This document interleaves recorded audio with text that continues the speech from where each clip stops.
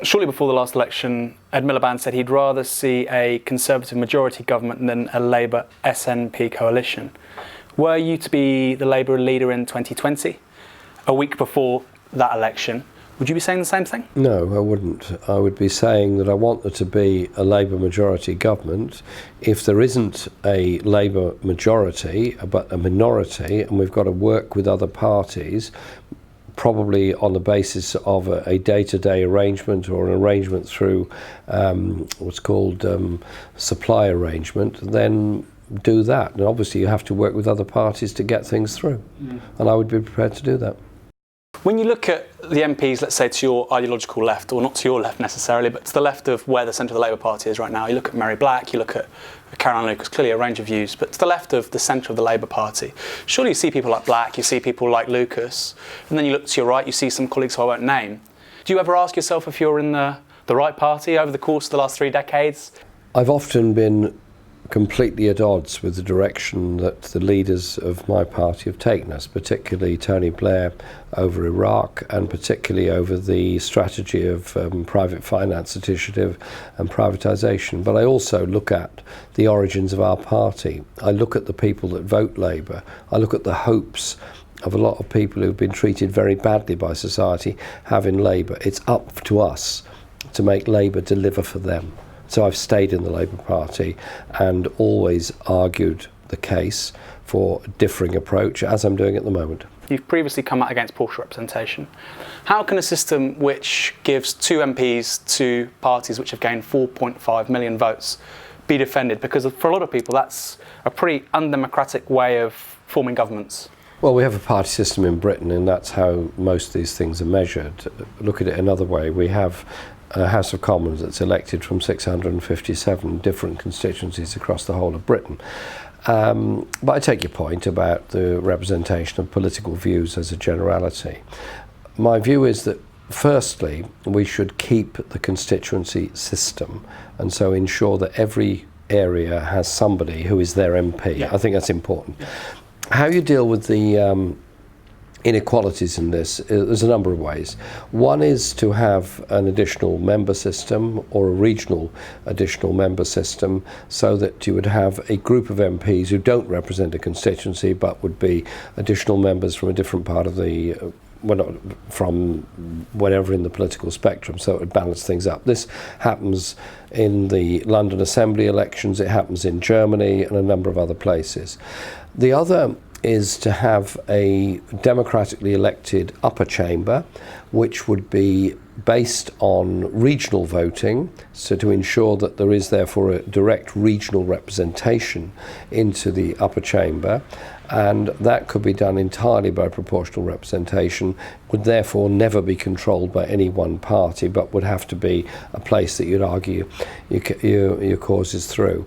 I want to see a constitutional convention set up now in opposition, which would look, yes, at the issues of electoral representation, would also look at the voting age, look at the voting system, the rights to vote, such as the way in which European nationals resident in Britain cannot vote. Commonwealth citizens can vote, and I would certainly want to keep that. And Irish citizens can vote, as can British citizens in Ireland. I'd absolutely want to keep that. We also want to look at the question of the differing powers and financing of Scotland, Wales and Northern Ireland, the operation of the Barnett formula, whether or not it shouldn't be better based on levels of poverty in Scotland rather than more generally on population and area, and also the question of English regional government. The government at the moment is pursuing a policy of supporting a degree of localisation through Greater Manchester, Leeds and Newcastle and Cornwall, but if that's to happen, then any national service devolved to any region has to be fully funded. Otherwise we end up with the destruction of precious institutions like the National Health Service. Last year, 4,000 undocumented migrants died crossing a land or sea border. 3/4 of them were in the Mediterranean that we know of, potentially more. Were you to be Prime Minister, or even as Leader of the Opposition, how can you and Britain more generally create some kind of solution to the crisis in the Mediterranean? I raised the issue in Parliament. I think I was probably the first MP to do so, the question of the migrant crisis in the Mediterranean. The migrant crisis in general, not just in the Mediterranean, but all across the Middle East. The numbers of migrants from Afghanistan who are trying to get to Australia, and numbers of other people. There are more people seeking a place of safety in the world than at any time in recorded history. And when the issue came up in Parliament before the summer recess, I did say then to the Prime Minister that we had to take an initiative in the UN in looking at the migrant crisis, looking at the support that's needed, looking at the stability that's needed in those countries concerned. And so, in part, some of those migrants are victims of the Iraq war. Some of those are Palestinians. Some are from Syria, a lot from Syria. There are a large number who are trying to cross the Mediterranean to get to a place of safety. It's too easy to blame the traffickers and the people smugglers. They are merely leeching on the misery of people that is already there. We've got to be able to offer people a place of safety as a humanitarian response is required. And that means putting resources, every country, into supporting refugees in Libya, supporting refugees in Jordan and Lebanon are done at the moment, but also trying to bring about some kind of ceasefire and peace process that will enable people to return home. The idea that you can deal with this migrant crisis by either offshoring into Papua New Guinea of what Australia is doing, or putting the Navy into the seas of the Mediterranean is simply not acceptable. These are human beings who are utterly desperate and should be supported. Harmondsworth and Yarlswood immigration detention centres. Were you to become Prime Minister, would you shut them down? How quickly would you shut them down? I am worried and always have been and complained about the way these detention centres work.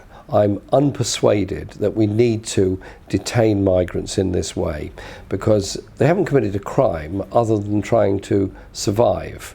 Now, that doesn't mean everybody's going to end up settling everywhere else. It doesn't mean any of that. But it means that the harsh regime that we've adopted in those places is simply wrong. I don't want us to have these immigration detention centres. We managed to more or less end the detention of children, but then we discovered it didn't really end at all. I want to end that. So if you were Prime Minister, it's fair to say, with a majority, that Yarlswood, Harmondsworth... I would like to see them closed down. I would like to see them closed down, yes. Are the Metropolitan Police Service racist? There are problems in the Metropolitan Police, and the Macpherson inquiry, which to his credit Jack Straw initiated over the Stephen Lawrence murder, was very interesting, and it showed the systemic racism that was there and the institutional racism that was there. And I think Macpherson was interesting and did a good job and did quite a lot to change attitudes in the police force. I think there needs to be far better training, far closer control, and the Mayor of London and the London Assembly have a very big job on in controlling all aspects of what the Metropolitan Police does. There were times in the past when the Metropolitan Police was a far worse place than it is now. I remember in the 80s accompanying black families to police stations when they wanted to report a crime because they felt unsafe going on their own. I don't think we're quite in that situation at the moment, but we've got a very long journey to take. And the cuts in the police force, the cuts in community policing have created a much worse atmosphere. When Ken Livingstone brought in the community policing initiative, the ward-based Safer Neighbourhoods project was, I think, a very good process, and certainly I found in my own constituency the fact we had 8 local police teams meant they were far more accountable on the ground, far more in touch, and things got a lot better, and they were certainly a force for good in the community. You've said there should be a constitutional convention. Would you include policing in that constitutional convention? Yes, because policing at the moment is a combination of the Met Police, which is a slight anomaly because it has national policing functions. The Association of Police Chief Officers are an important part of that, and then of course there's the different county forces across the UK. I think people's human rights are important. I think remaining in the European Convention is very important. Defending the Human Rights Act is important, but also the democratic control of policing is very important. Bill de Blasio won the mayor of New York. A huge mandate for him. He said he would get rid of stop and frisk. He said it was racist policing in action. We've got stop and search in this country. It's well established that it has an element, at least, which is indisputable, of racial profiling. The question is to what extent. Do you think that stop and search is racist? If carried out in the wrong way, yes. I started in the... At present, is it carried out in the wrong way? I started in the 1970s in Haringey, very concerned about the use of sus laws and stop and search, and I have constantly raised issues of stop and search. I don't think you can ever say to the police you cannot ever stop and search somebody. They may have very good reason to believe somebody's carrying a gun or a knife or fleeing a scene of a crime. I think they have to have good reason, they have to report it, they have to record it, and they have to be monitored for racial profiling of what goes on.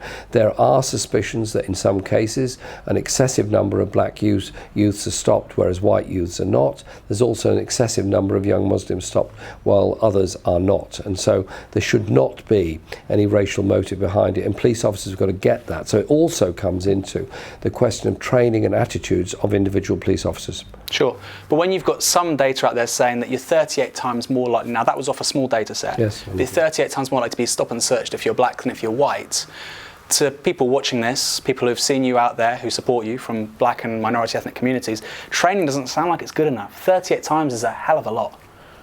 Training is part of it for the longer term, but more immediately you go to each one of those officers that stopped each one of those people and said, explain why you selected those 3 black youngsters on their way home from school for stop and search. What possible motive was behind it?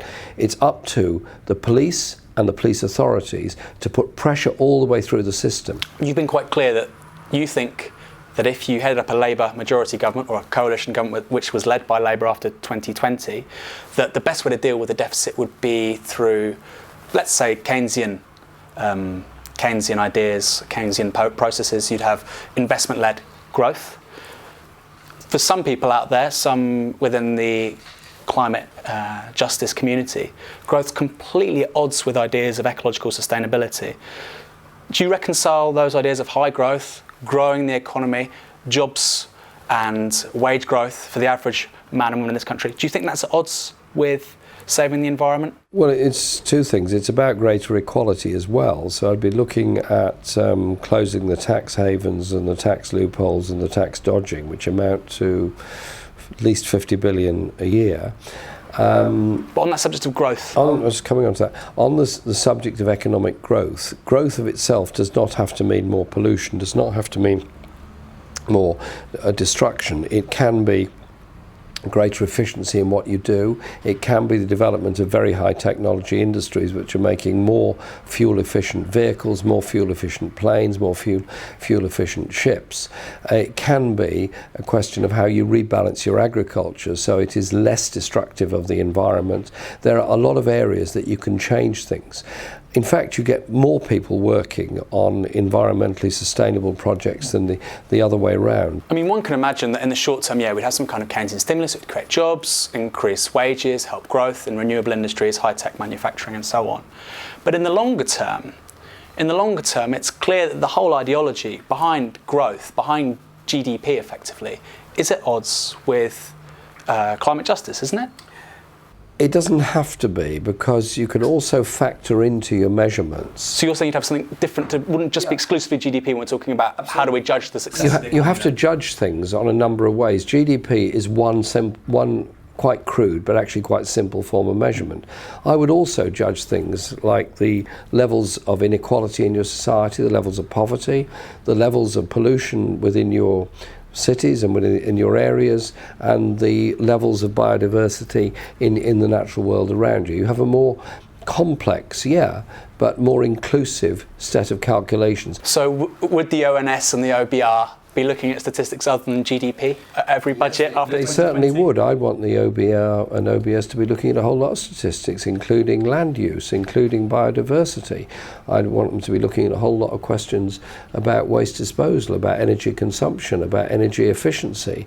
And couldn't we be proud of saying, well, this year we've used 10% less electricity, we've got a greater level of biodiversity, our rivers are cleaner, more people are in work, and there are more electric vehicles on the road, and there are less cars in all the big cities.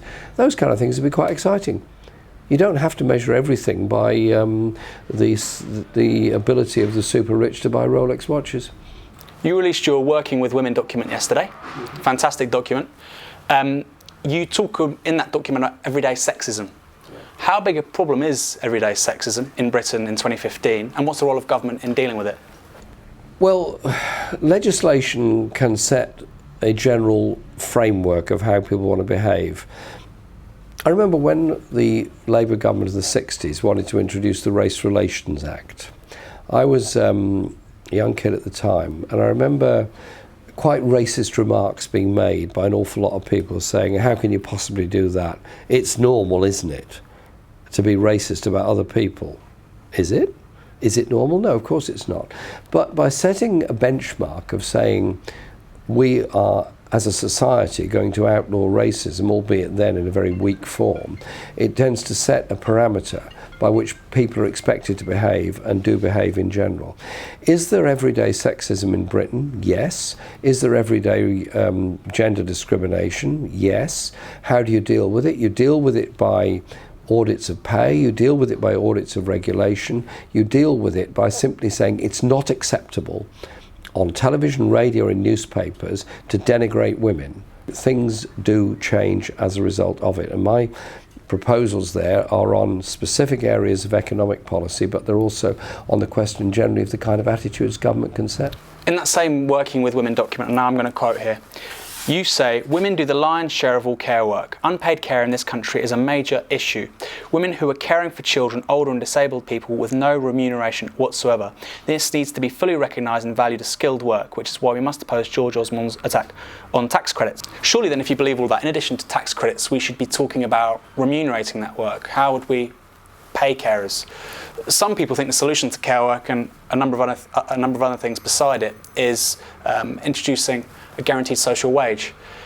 Would a guaranteed social wage solve the kinds of problems you've outlined in that document yesterday? I'm interested in the idea of a guaranteed social wage. It's quite complicated and not particularly simple to introduce, but I'm interested in the idea behind it. But I think in the meantime we do have carers allowances. They're often quite difficult to access and quite difficult to get, and we should be supportive of that and recognise that it is women who often do a great deal of the care work. We have a system of adult social care which simply is not adequate to the needs at the present time. Final question. You first came to Parliament in 1983. 2 years earlier, François Mitterrand came to power on a platform of redistribution, Keynesian stimulus, growth, economic justice. He had to go back on that because of inflation, because the markets were worried. Fast forward to 2015, similar-ish things are happening with Alexis Tsipras in Greece. For a lot of people out there, they say the kinds of economic platform you're advancing, the kind of agenda you're advancing, the second you're in power, there's capital flight, markets will attack the pound. It's just not sustainable in a globalised world economy. What's your answer to them? My answer to that is, what I'm suggesting is, I think, good for the people who are suffering in this country and is good for the rest of the world. Are there going to be problems with capital movements and capital flight? Possibly, but that's inevitable, isn't it?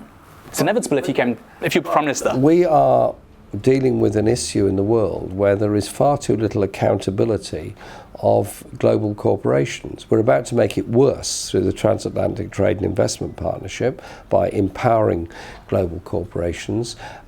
We have to use the levers of power we've got, such as the Bank of England, in order to regulate the system and regulate the banking system. And we also have to say, hang on, we live in a democracy.